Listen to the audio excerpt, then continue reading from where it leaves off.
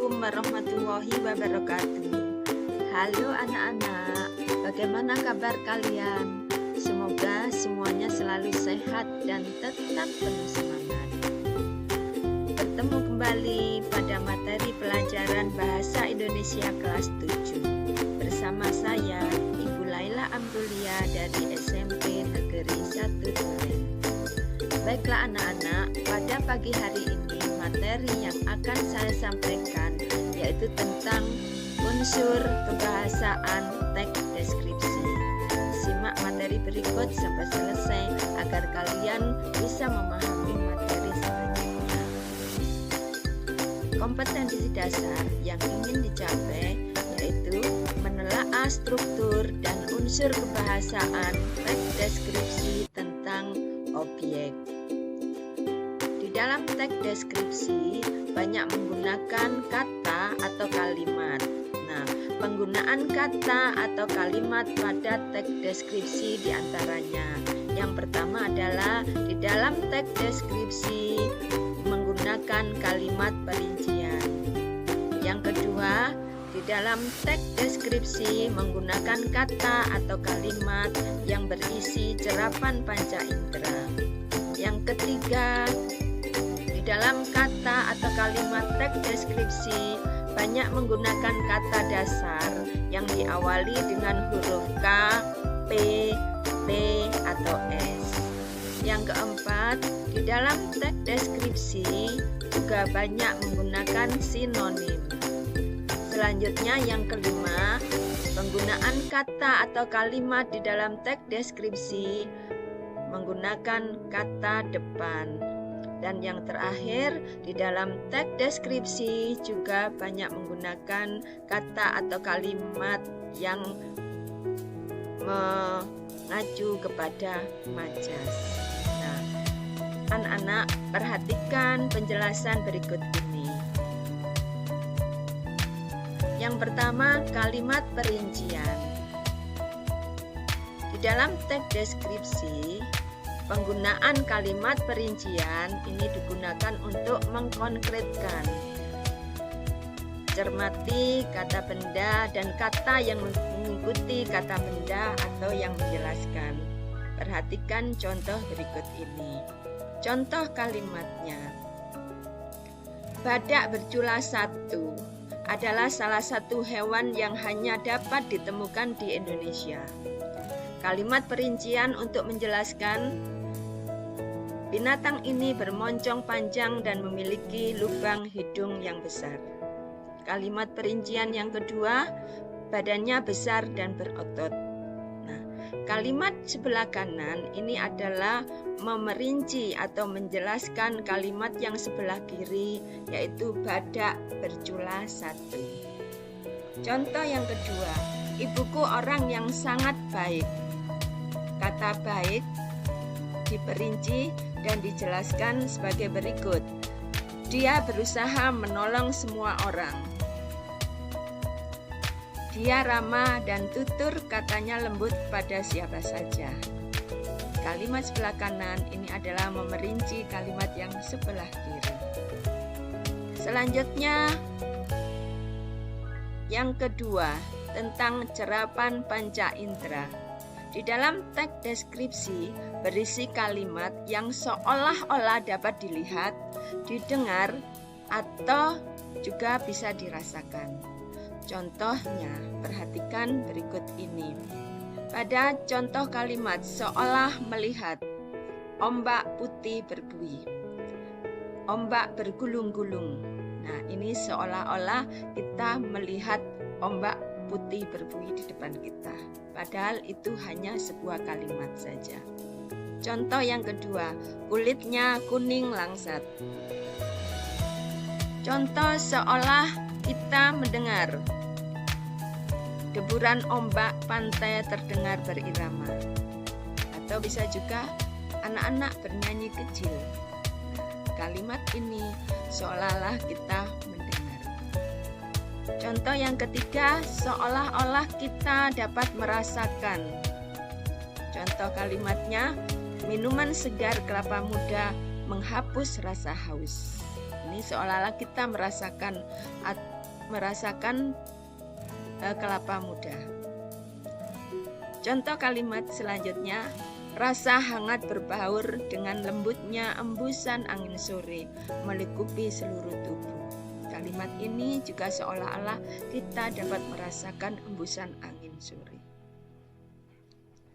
Selanjutnya yang ketiga, yaitu tentang kata dasar yang diawali dengan huruf K, P, T, dan S. Penggunaan kata berimbuhan yang diawali dengan kata dasar K, P, T, S.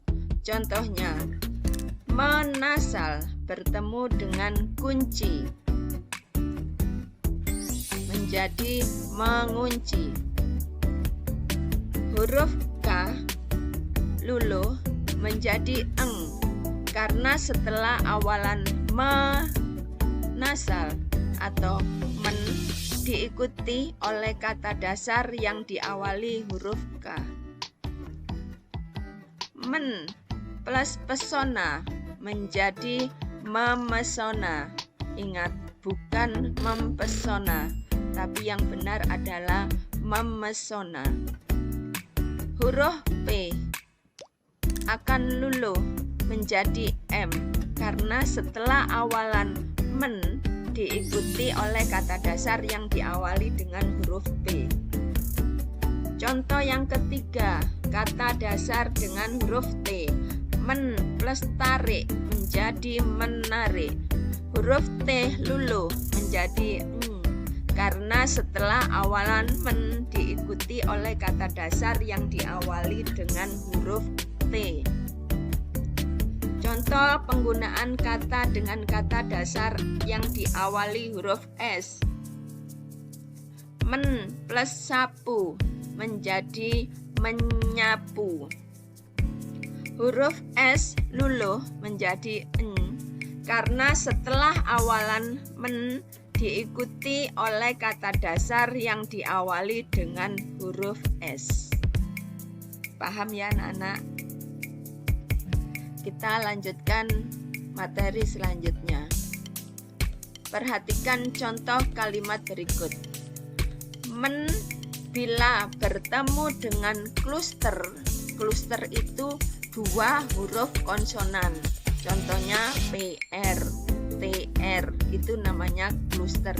Perhatikan kluster atau klaster. Perhatikan kalimat contoh berikut. Pak RT memprakarsai kegiatan kebersihan lingkungan. Kata memprakarsai berasal dari men plus prakarsai.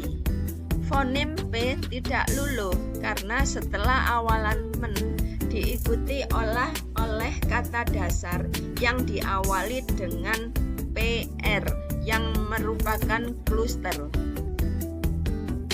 Contoh kalimat yang kedua, ayam mentransfer uang ke rekening kakak.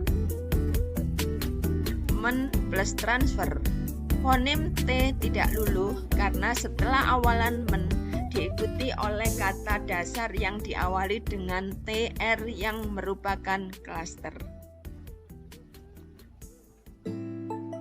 Selanjutnya di dalam teks deskripsi juga menggunakan sinonim.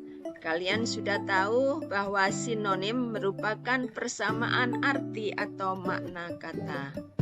Perhatikan contoh berikut ini.